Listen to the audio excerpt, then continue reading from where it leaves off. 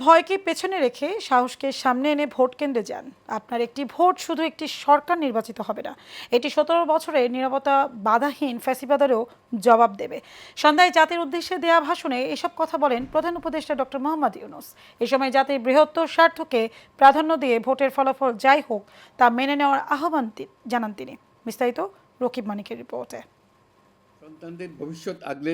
মঙ্গলবার রাতে ত্রয়োদশ সংসদ নির্বাচন ও জুলাই জাতীয় সনদ বাস্তবায়নের উপর গণভোট বিষয়ে জাতির উদ্দেশ্যে ভাষণ দেন প্রধান উপদেষ্টা ডক্টর মোহাম্মদ ইউনূস। নির্বাচন আপনাদের জন্য তিনি বলেন, আজ আপনাদের সামনে উপস্থিত হয়েছি এক অতি তাৎপর্যপূর্ণ ঐতিহাসিক ভবিষ্যৎ নির্ধারক মুহূর্তে।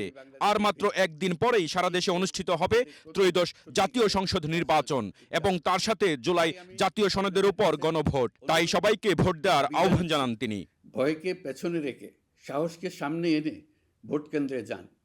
আপনার একটি ভোট শুধু একটি সরকার নির্বাচন করবে না, এটি 17 বছরের নিরাপত্তার জবাব দেবে, বাধাহীন ফেসিবাদের জবাব দেবে, জাতিকে নতুনভাবে গঠিত করবে এবং প্রমাণ করবে এই দেশ তার তরুণ ও নারী এবং সংগ্রামী জনতার কণ্ঠ আর কোনো দিন হারাতে দেবে না। মহান মুক্তিযুদ্ধ ও জুলাই গণঅভ্যুত্থানের সব শহীদদেরকে স্মরণ করে তিনি বলেন, যাদের রক্তের বিনিময়ে আমরা বাংলাদেশ পেয়েছি এবং স্বৈরাচার বিরোধী দীর্ঘ লড়াই সংগ্রামের সাফল্যের পর আজ আবার গণতান্ত্রিক উত্তরণের যোগ সন্ধিক্ষণে দাঁড়িয়ে আছি। তাই গণভোটের মাধ্যমে রাষ্ট্রের ভবিষ্যৎ কাঠামো নির্ধারণ করব।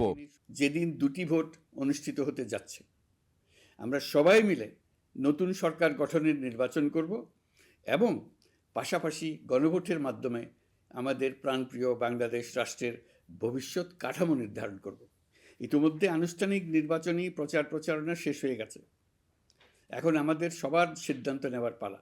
প্রধান উপদেষ্টা আরো বলেন, আপনাদের সম্মিলিত প্রচেষ্টায় আমরা একটি আশাব্যঞ্জক পরিবেশে নির্বাচন অনুষ্ঠানের দ্বারপ্রান্তে পৌঁছাতে পেরেছি। আমি আমার নৈতিক ও রকিব মানিক, এশিয়ান টেলিভিশন, ঢাকা।